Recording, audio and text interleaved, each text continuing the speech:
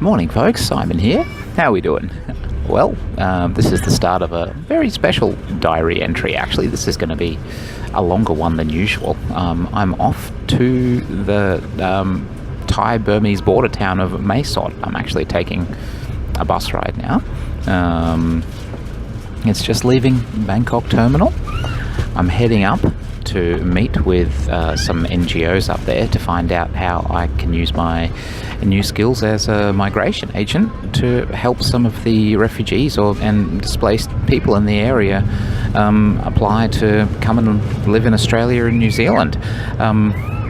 It's going to be an epic trip. It's going to be 8 hours on the bus. Should be fun, but I can manage. It'll be all good. I've never been up to this part of Thailand before, so I'm really looking forward to it, and it's going to be quite an experience as well.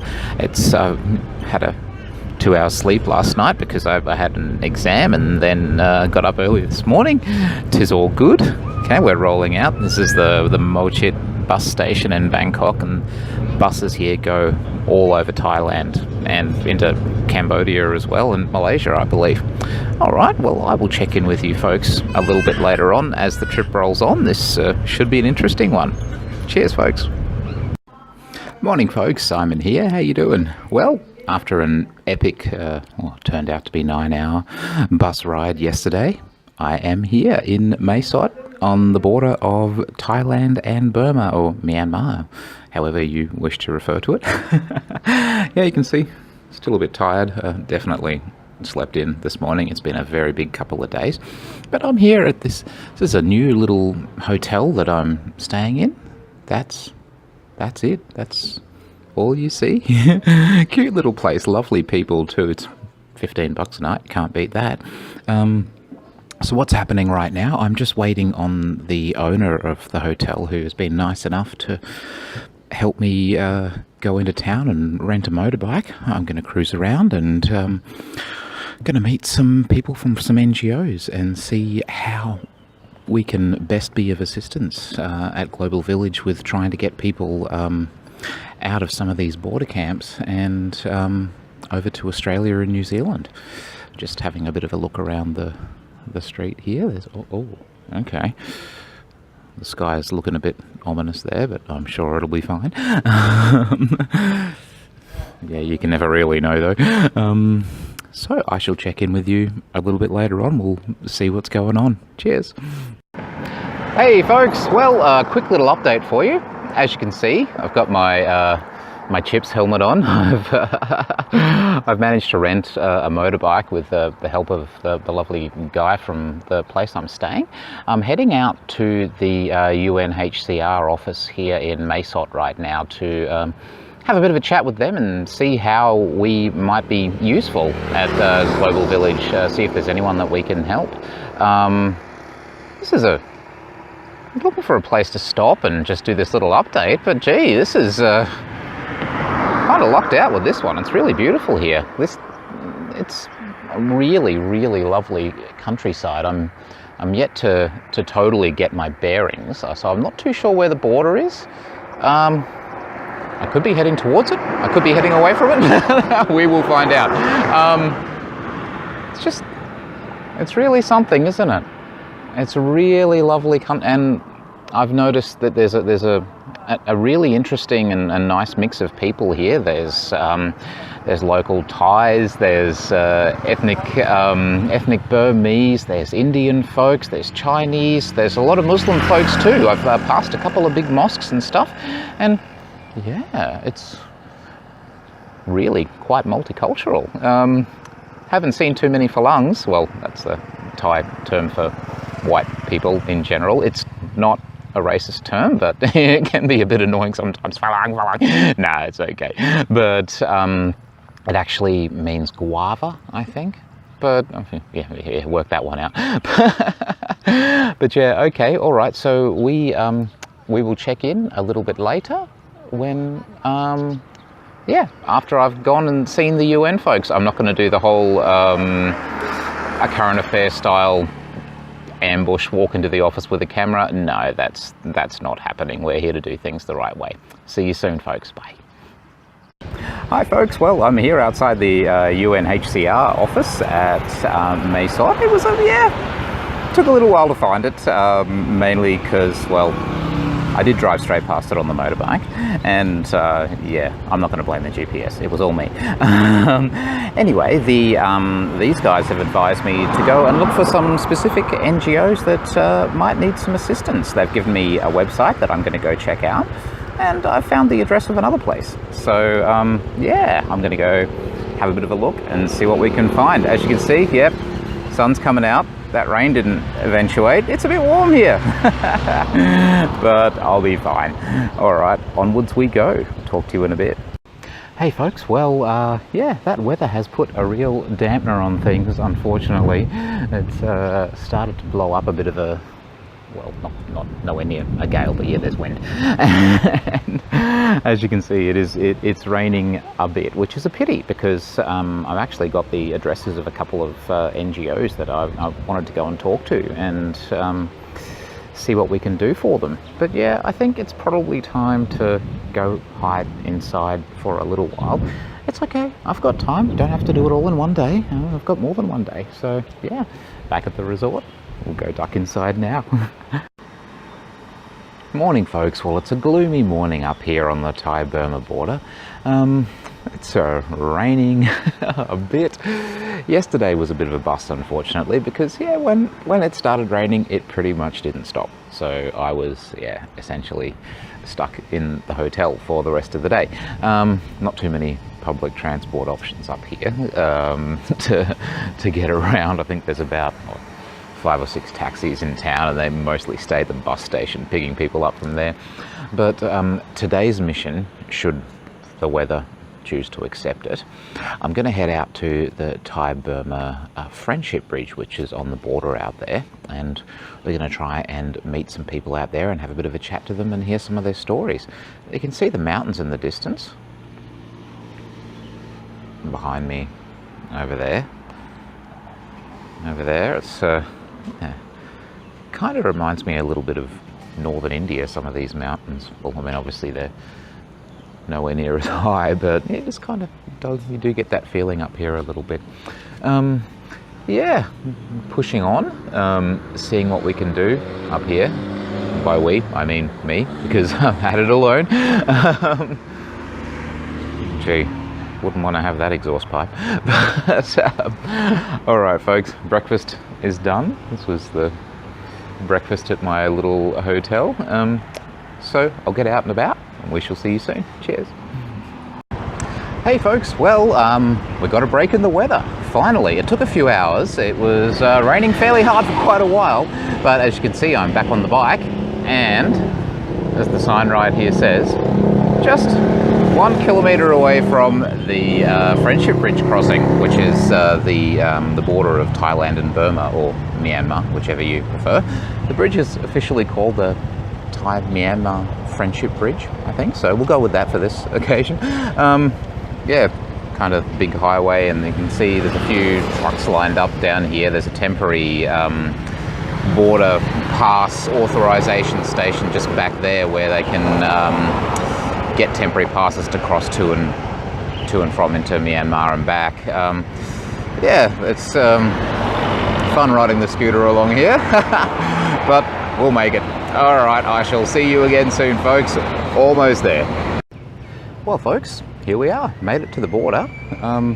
As you can see, there's the bridge there, and there's the river, and across there, well, that's Myanmar. That's Burma, right there. Thailand side here that I'm standing on in the mud, and that's the Thai-Burma Friendship Bridge right up there. You can see it's a hive of activity. There's people walking up and across and back and forward and doing this and doing that. There's trucks full of gas and trucks full of God knows what. You can see there's a few people fishing in the river on the Myanmar side, and there's a bit of a, I don't know if you can see the big tangle of razor wire there, which I guess is to, stop people swimming across, one can only presume. Yeah, it's a bit of a makeshift border in places, but it's there for a purpose, I guess. And you can see that there's sadly people down here living under the bridge. Yeah, it's a tough life around these areas. Sometimes people do what they can to kind of get by. What we're going to do now is go and have a bit of a look. There's a market over there where people from around the area sell their bits and pieces and things like that. We're going to go check that out and have a bit of a look. Okay. Hi there, folks. Well, I'm inside the Thailand-Myanmar border market right now. You can have a bit of a look around. You can see you can buy pretty much anything here. This place is huge, and there's tiny little alleyways that go to pretty much anywhere. You can see it's it's pretty warm as well. The mix of sunscreen and sweat is getting to me. Luckily Michael Quinn makes a decent sunscreen these days. Thanks, Michael. But yeah, I've had a chat to a few people and tried to get them to have a bit of a chat, but not too many people speak English that well, and the ones that do are kind of shy, which I understand. But you can see that if we look around, there's a lot of bits and pieces that have been imported from here and there. There's quite a few of the little stalls are just import stalls with stuff from Korea and Japan, places like that where things in Asia are quite popular from. And most of the folks that work here are Burmese that either head over the border every day or have based themselves here kind of temporarily or semi-permanently, as some government authorities like to refer it to. So little bits and pieces that you buy here, definitely, most of it's very, very cheap, and it's always good to come into somewhere like this as opposed to one of the giant tourist trap centres and try and buy a few bits and pieces that you need. So we'll get around a bit more, check out a few more cool things, and we shall talk again soon. Hi folks, well, I'm standing up here on the banks of the river now, just on the southern bank, having just been through a big walk through the market. Better view from up here, you can see a lot more. Figured out that those mountains are in Burma after all. Got a bit of a soundtrack going on here.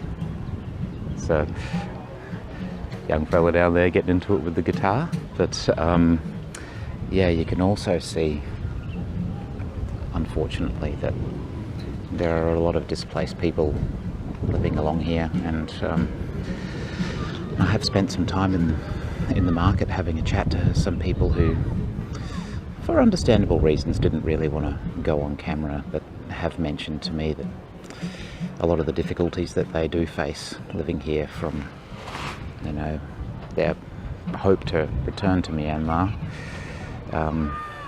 which seems quite unlikely, especially as some of these camps were established in the 80s.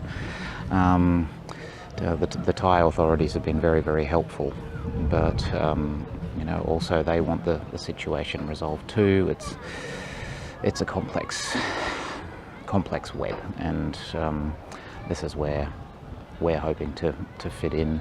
You can't save the whole world, but if we can at least take some of the caseload of some of these displaced people and help them to apply for visas to come to Australia and New Zealand, I'd be very, very happy for that. It's been a real experience up here,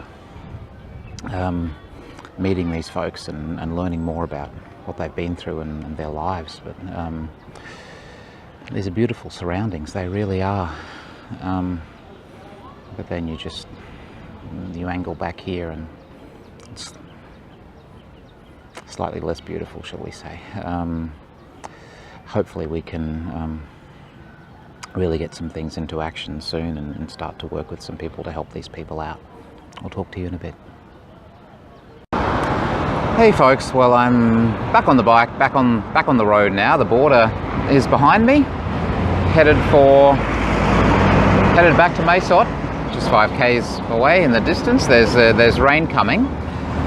I did get the chance to talk to quite a few people, and they wouldn't speak on camera, which is understandable, and I found out that there was a very good reason for that about 5 minutes ago. When I was just leaving, just around the corner from the market, there was a great spot to take pictures of the mountains in Burma across the border. Quite spectacular. And a guy came and sat next to me. He would have been about 15 years old. Didn't speak much Thai, didn't speak much English, but he just wanted to have a little chat and help me to take some pictures, help me to get a good angle for the photos. You know, said hi, and off he went. As I was riding out on my motorbike, one of the Thai Border Patrol officers had him by the collar and was dragging him off to the office to, who knows what. Unfortunately, poor kid. I don't know. I don't know the backstory or anything like that. I don't know what was going on, but I know that he was a kid from Myanmar. He said so, and he was nice to me. And 5 minutes later, you see that. It's I know rules are rules and things like that, but it does make you want to, people run away from things for a lot of reasons, and if it's not safe for them to go back to Myanmar, I would very much like to help them come to Australia. That's what I'm here to find out how to do. Well, I better get myself back to the hotel first. That was a close one. That really was. Did you see that? Time to get on the road. I shall chat to you soon, folks. Morning, folks. Well, here we go. We are on the Songtiao, which is like a little utility van / bus thing for the ride out to Mela Refugee Camp, which it takes about an hour and 20 minutes, I'm told, just leaving Mesot now. I'm told that it's quite likely that we won't actually be able to get into the camp, and that it depends heavily on the mood of whoever's in charge out there at the time. However, we'll definitely be able to go around the outside and have a look and meet some people, talk to some people, and get a better feel for what their living conditions are, and help people to be able to understand what's going on there. We'll see. Should be an interesting ride. I'm assuming this thing's going to fill up a little bit more as we go along. It's quite a bustling morning here in Mesot. It's not a very big city, but we seem to have found where everyone is at this time of the morning. What is it, like just gone 8 o'clock now? So, okay. Well, we'll check in with you soon. Okay, bye for now. Hi folks, well, I made it to the Mela Refugee Camp. After a little bit of a false start, I did get off the little minibus in the wrong place initially, but I'm here. I've just spent about 30 minutes having a chat to a very nice army sergeant who was on patrol at the gates here. They won't let me in. That's okay. I totally understand. I need to get a camp pass from the United Nations in Bangkok probably. But that's fine, I can do that and come back next time. The thing is, he has given me a really good idea of the conditions here in the camp and what people are facing, and I was, although he wouldn't go on camera, as most people wouldn't, understandably, he has given me an idea of the way things are. You can have a bit of a look behind me.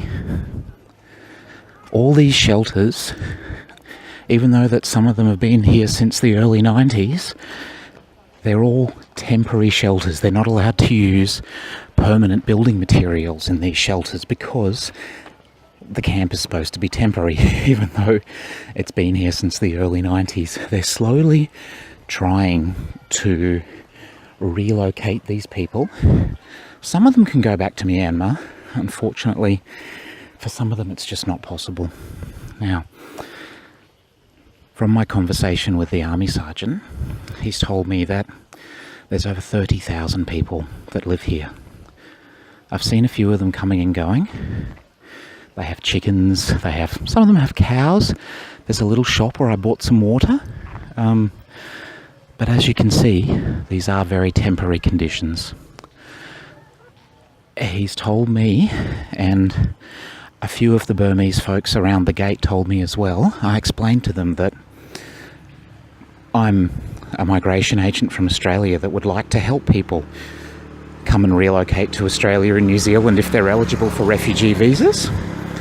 And the people here were quite enthusiastic about that. They said, look, we would love your help, but you just need to go and get a pass from the United Nations in Bangkok, which I will do. Now, folks, this is one of the reasons that I started Global Village, not only as a commercial operation, but so that we can do pro bono work with people that are in these situations. The people that I've met today and in the last couple of days on the minibus in Mae Sot, all around, they've been so welcoming and kind. People of all ethnicities, people of all religions and races. And I know this is starting to sound a little bit hippie-ish and rainbowish, but you know what?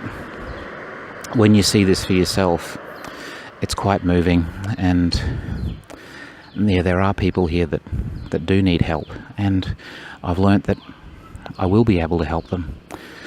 So this is what we're going to do. Get behind us, folks. We're in this. We're located right here in Bangkok. Well, not right here, but just down the road. We'll see you soon. Okay? You'll hear more from us. Okay? It's one of the blokes I was having a chat to before. Okay? So if you'd like to get involved, you can check out our website, see how you can help us to help people like this. All right? Cheers, folks. We'll talk to you soon.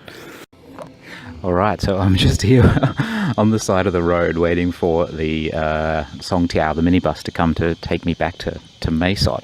And as you can see, there are some lovely giant ants hanging about. These things are massive. I'm trying to stay out of their way, but it's proving to be extremely challenging.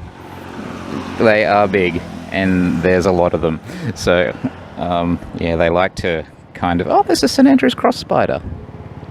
Okay, that's cool. All right, bit of nature. But yeah, all right, so I'll just wait for the minibus and try not to get bitten. Hopefully that will be doable. Hi there, folks. Well, I'm here in the Songtiao now. I've got the prime seating position right here at the back. Nice. As you can see, it's really beautiful countryside around here. The mountains, it's really something else. The mountain range over here, that's the Myanmar side. That's about 3 or 4 hours drive to those mountains over there, but the border is only about 20 minutes drive away. You can see the jungle areas. And the Songtiao stops maybe every 5 minutes or so and picks up some people. There's some guys here heading to college, and a few people going shopping and bits and pieces and stuff. And everyone's really lovely. It's so nice to be in a place where everyone's so friendly and really welcoming. That's lots of corn, heaps of corn. So yeah, definitely got the good seed here. Really can't get enough of those mountain ranges. The scenic rim around Mum and Dad's house in Beaudesert is really something. But it's beautiful, and the temperature's quite mild as well. I have a feeling that it's probably going to rain today again, but hopefully I'll be safely inside by that time. All right, we'll chat in a bit, folks. See ya. Hey folks, just took a little ride outside of town, not too far, to engage in just a little bit of gratuitous photo taking. I mean, this is a really beautiful area. I've got the backpack on, I brought my Canon with me, and I did want to document a bit of this. And tonight, or this evening, it's about 5:30 now, it's exceptionally beautiful out over those mountains. And I now know, thanks to the guys I met in the Songtiao today, that those mountains are in Myanmar. It's been a bit hard to get my bearings. I'm not the only one. There's a family there from Yangon or Rangoon who have been out taking pictures as well, just up the road. Speaking Thai, interestingly enough. Yeah, they're having a good old time. It really is quite stunning out here. I just wanted to give you a little bit of an idea of how beautiful the northwestern Thailand Burma border region really is at this time of day. Let's check that out. We'll chat to you in a bit. Morning folks, how we doing? Just brushing out my helmet hair here.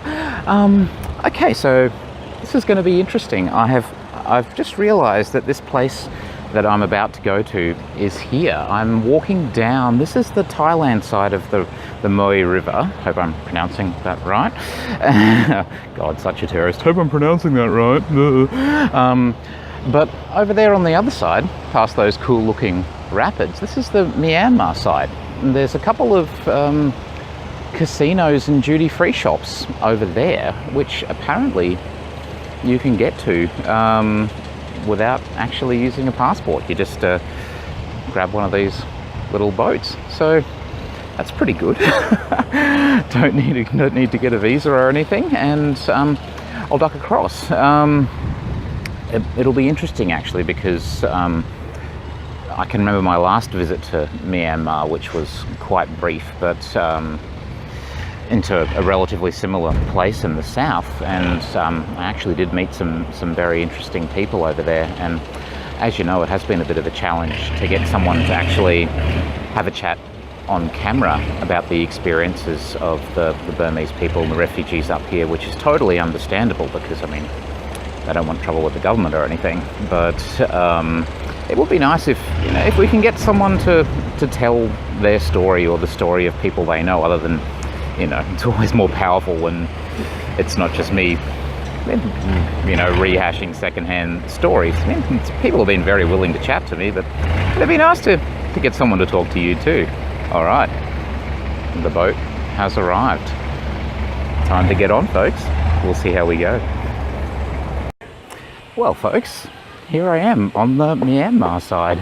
There's actually a little path between the two casinos. With a few little huts and stuff. I'm just walking down that right now to get to the second one. It's legal for me to be here without a visa. It's like a special economic zone. This little area around here, or maybe it's just the casinos. I'm about to find out. I came here on a boat. I don't have a visa, but I'm here for a legal purpose. Oh, I guess that gives me something in common with some people in Australia. I wonder if the right-wing parties here in Myanmar are going to start flipping out about that or something. Yeah. Sounds like some other situations we know, doesn't it? Yeah. People entering a country for legal purposes. Some spaz-outs think it's illegal. Actually, it's not. No, strangely enough, everyone here has been quite friendly. Which is not strange at all, considering Burmese are very friendly people. Yeah, kind of a construction site walking through right now. Got a bit lost, but these folks pointed me in the right direction. I have a feeling that this is the casino that I'm heading to right now. Not going to be doing any gambling. Definitely not. Just having a bit of a look around and seeing what we can see. And guys working on it. There's a few apartments going up here. All right, so you got a little bit of a view across the river back into Thailand there. And this is the Lion Complex. The Lion Complex sounds like some interesting psychological term for people with orange hair and an overinflated sense of self-importance, doesn't it? Look out, I'm doing it again. All right, let's go and check it out. I'm sure it's much nicer than that. We'll see you in a bit. Hey folks, well, I've been over and had a bit of a visit to the Myanmar side. There's 2 casinos over here. You're kind of supposed to take a separate boat to get to the other casino, but I kind of didn't. I just walked around the back. These guys showed me where to go. These guys are cool. Doing some construction. Hey man, Kalkung Cup. And they speak a little bit of Thai, which I do too. But anyway, I'm getting back on the boat now.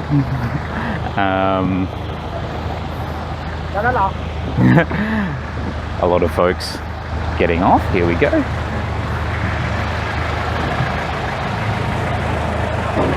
Occurred to me that I probably should have captured the boat ride last time. Check out those cool rapids over there. I'm pretty glad that we're not going over those actually. I mean, they're not huge by any means, but I don't think the boat's really built for it. There we go. It is on a rope. So that's the Star Complex up there. That's the other one, and the Lion Complex is over there. Managed to score myself a couple of duty-free beers for $1 each. They're in the backpack. Got a little bit of an insight as well. There's a lot of construction going on over here. I know that a lot of folks from Myanmar come over to Thailand to work in construction, and I think there's a few Thai companies over here that the supervisors seem to be Thai. So I think they're working on these companies, on the casinos. All right, well, I'm here. And just like that, I'm back in Thailand. That's not something you see every day, is it? Okay, time to get on the motorbike and have a bit more of a look around. I've got the motorbike for another 6 hours now. So, as I mentioned before, yeah, my goal is to hopefully meet someone who's willing to have a bit of a chat on camera. If not, I totally understand. I've still learnt a fair bit in my time up here. There we are. That's where I've come from. All right, folks, we'll chat in a bit. Hey there, folks. Well, it's been an epic mission. As you can see, well, it's no longer pouring with rain, but it was before. It's significantly wet. I've been everywhere these last few days. I've been to the border twice. I've been through markets. I've been to temples. I've been to casinos. I've been to restaurants and hotels and cafes, doctor's surgeries, all around the place, NGOs. People are very, very happy to talk to me and tell me their stories. I've spent all day today. This is my last day in Mesot, and I have to give the bike back in just over an hour. I spent all day trying to find somebody who would go on camera and tell you their story of where they've been from Myanmar here in Thailand and what goes on. People are very willing to talk, but they're very, very unwilling to go on camera and talk. I think that says a lot, folks. There are 2 main concerns. The main one, of course, is that people are quite scared of reprisals and repercussions, or what could happen to them if they do talk. And frankly, I don't want to put anybody in that position. I'm just going to wipe the water off the lens. I'm not here to do any doorstop journalism or anything like that. I'm only going to talk to people if they want to talk. Now, the thing is, I did meet a couple of people who thought about it, but they were too shy with their English, which I understand too. I did, at the border, meet a couple of smugglers who, we'll tell you, we'll talk about that for 500 baht, which is about $15. And I'm like, yeah, no, somehow I don't think your stories will be too reliable. So perhaps that part won't happen, unfortunately. So we've learnt 2 things from this trip. All the NGOs and the UN have told me, go back to Bangkok, register with the UN there, get a camp pass, come back, and we'll be able to do something about helping these people. I met on the Songtiao the other day, coming back from Mela camp. I met a fellow who I'll do my best not to identify, but he's very willing to keep in touch with me. He knows a few people who do need assistance, and we're going to talk and work on that together. He was very willing to tell me the stories, and I think about the army sergeant who, even though he wouldn't let me into the camp, obviously had a lot of sympathy for the people there. The Thais have really done their best to help these people out, and how he told me of 30,000 people living there, all the families, the fact that they can't have permanent shelters, the fact that so many of them are undocumented because the United Nations stopped issuing documents to people born in the camps because it became too hard.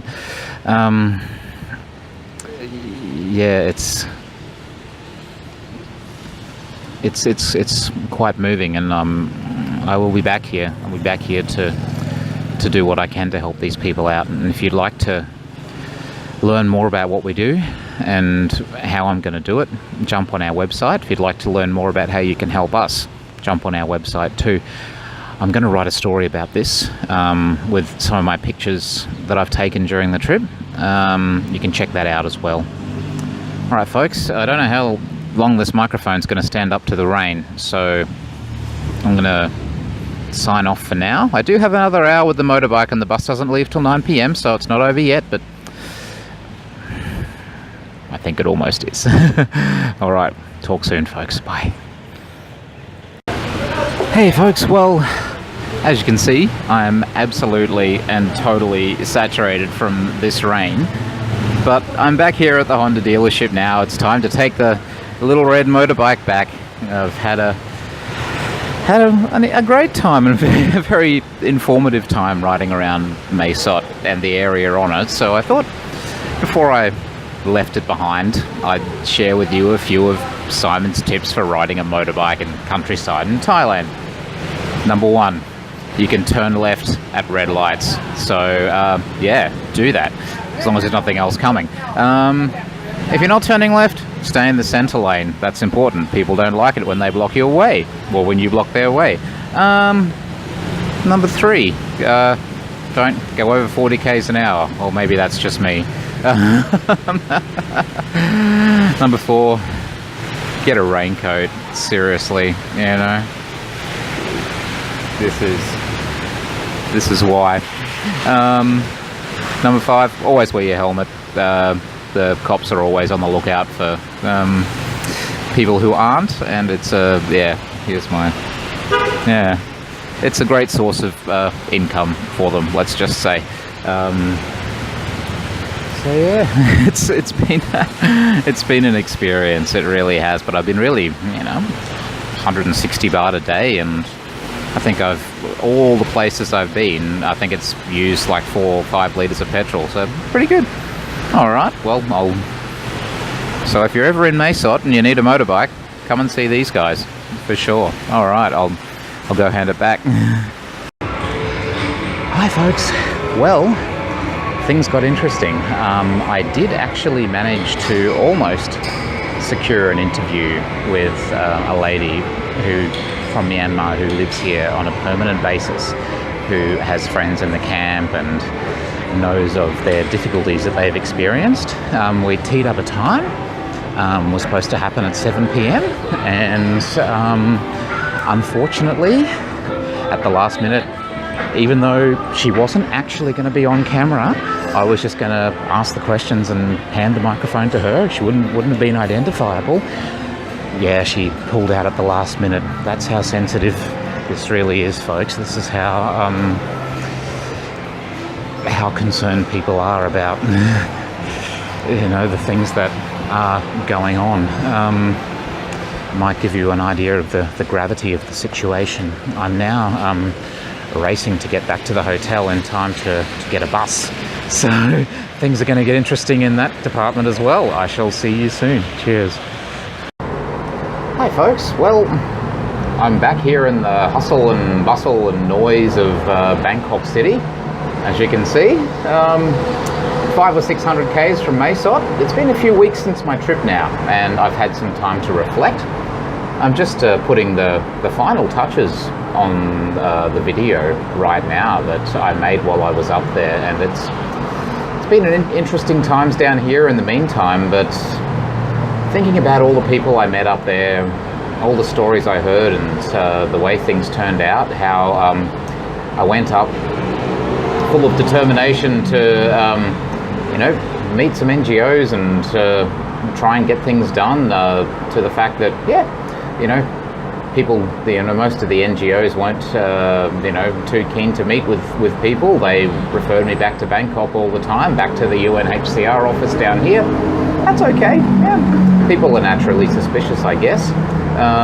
Now I know exactly what I need to do to be able to help out.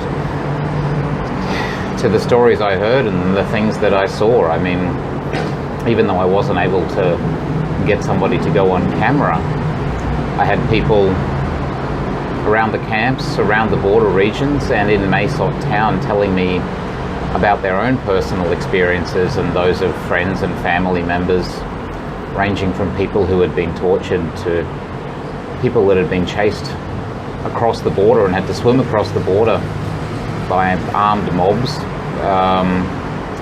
insurgencies that would happen. There hasn't been anything recently, but in the late 90s, I remember reading that there was an insurgency across the border where the Malar camp was attacked, and I met a couple of people who told me some stories about that. It wasn't pretty. I've done my best not to be able to identify anyone that I spoke to because they explicitly didn't want to go on camera, so obviously they didn't want to be identified. But yeah, the stories of people who have been classified as legitimate refugees for years, who have been waiting in queues, waiting for processing, things like that for ages.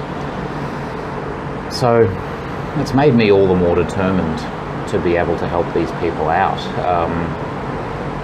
We are launching a new crowdfunding campaign here at GVIC quite soon.